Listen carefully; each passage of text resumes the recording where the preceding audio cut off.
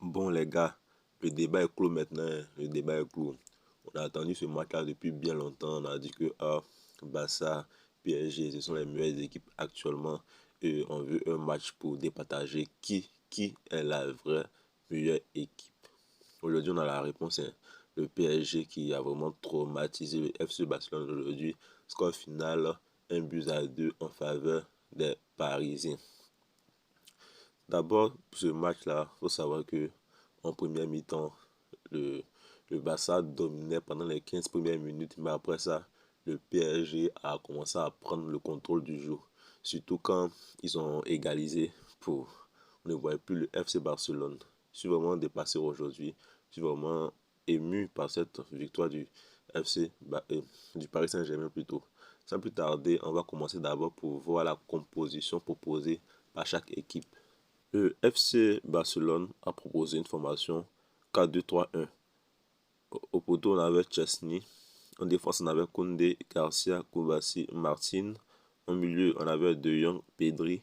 En attaque, on avait Lamine Yamal, Olmo, Rashford et Ferran Torres.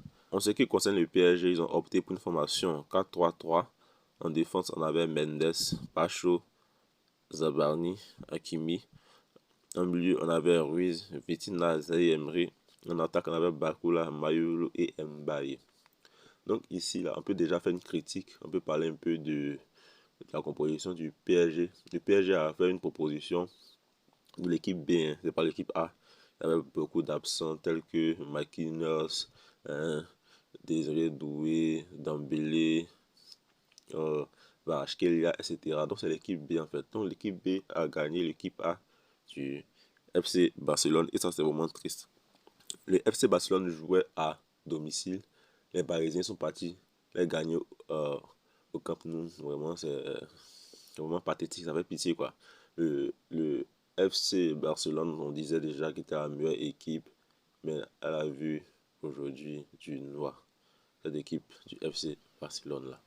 On va commencer d'abord pour voir les compositions, les statistiques de la première mi-temps. En première mi-temps, on a 56% de possession de balles pour le FC Barcelone contre 44% de possession de balles pour le PSG. 7 tirs, 2 tirs cadrés pour les Barcelonais, 6 tirs pour le PSG, 2 tirs cadrés. 2 occasions de but pour le FC Barcelone, 3 occasions de but pour le PSG, une occasion manquée. C'était une grosse occasion manquée pour comment on dit ça, le FC Barcelone et 2 grosses occasions manquées du PSG. Donc à la première mi-temps, ça faisait 1-1. Voilà. En ce qui concerne la deuxième mi-temps, on a les statistiques suivantes. 36% de possession de balle pour le FC Barcelone contre 64% de possession de balle pour le PSG. C'est incroyable. Le FC Barcelone qui joue beaucoup la possession s'est fait arracher, s'est fait voler le ballon aujourd'hui. On a eu 5 tirs pour le FC Barcelone, donc 1 cadré, 9 tirs pour le PSG, donc 5 cadrés. Donc le nombre de tirs cadrés du PSG est égal au nombre de tirs du FC Barcelone. En deuxième mi-temps, le FC Barcelone était inexistant. Le PSG a pris la balle. On ne voyait rien du tout. Ouais, c'est vraiment dépassé par les événements. Je ne m'attendais pas à ça. Je m'attendais à un match vraiment qui serait vraiment chaud.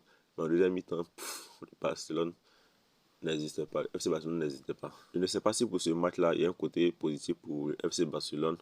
Parce que bon, c'était médiocre, c'était horrible. Je n'ai jamais vu le FC Barcelone aussi dans une situation vraiment d'infériorité comme ça. Malgré qu'il avait, bon, il avait aussi un absent, un Vitinha, mais c'est pas une raison. Parce que le PSG avait beaucoup d'absents par rapport à eux. Par rapport à eux, c'était vraiment horrible. Donc c'est comme il disait là, en début de la première mi-temps, le FC Barcelone a commencé à avoir le ballon, c'était bon. Surtout aussi, on a vu cette passe de Marcus Rashford. Rashford, vraiment, il était en pétard aujourd'hui, mais il est sorti après. Mais aujourd'hui, il a fait un bon match. Comme je l'ai dit là, Rashford commence à s'imprégner. C'est lui seul qui a apporté un peu du feu dans la défense des Parisiens.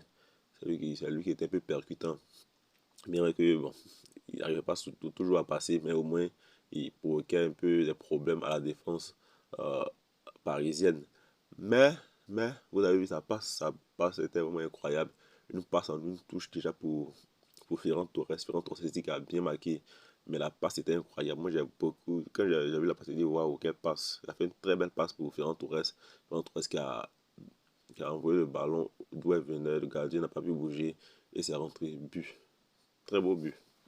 Maintenant, bon, à part ça, je pense pas qu'il y a de côté positif, surtout Lamine Yamal. Lamine Yamal aujourd'hui, il était méconnaissable. Il ne foutait rien de bon. C'était un match nul de sa part. On va se dire la vérité. Quand il fait un bon match, on parle beaucoup, mais quand il est nul aussi, il faut le dire.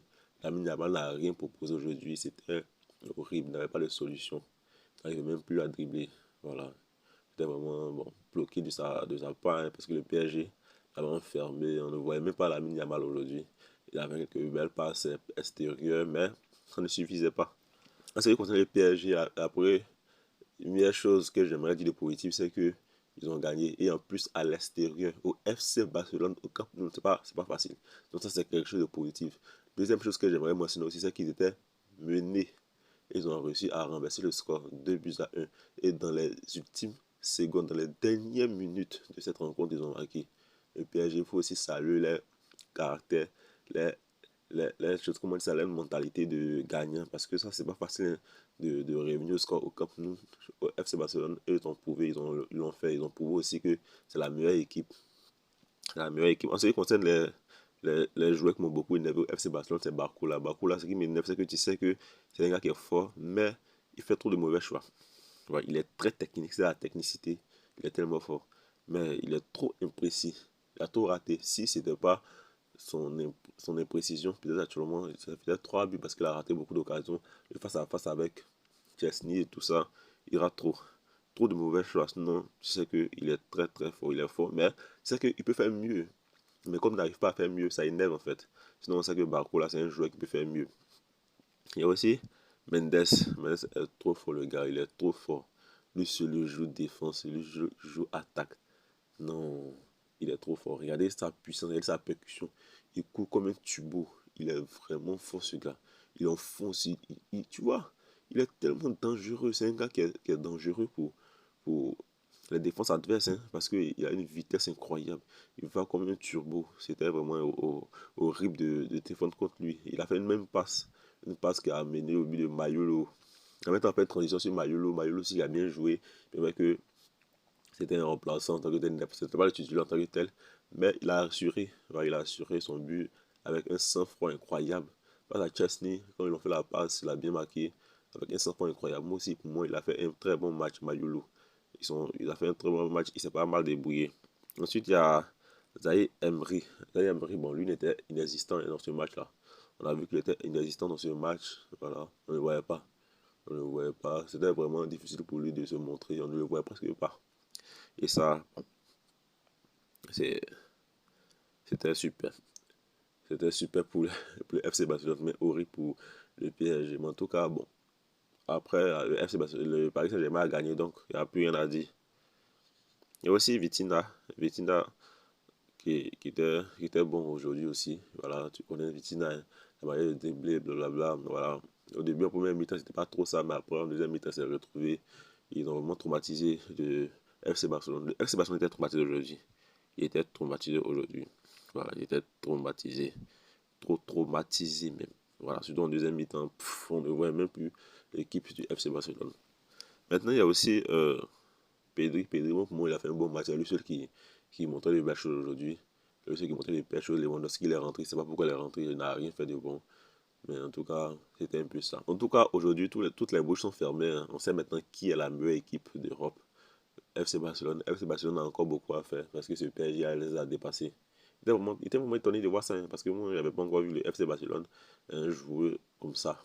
Même si, bon, souvent, il suffisait de dominer, mais pas comme ça. Le PSG les a vraiment dominés, dépassés. C'était vraiment incroyable. C'était vraiment incroyable.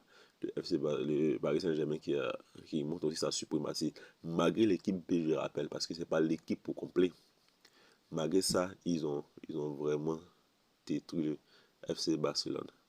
Merci beaucoup à tous. C'était tout pour ce débrief. On se retrouvera dans une autre vidéo pour parler de notre match.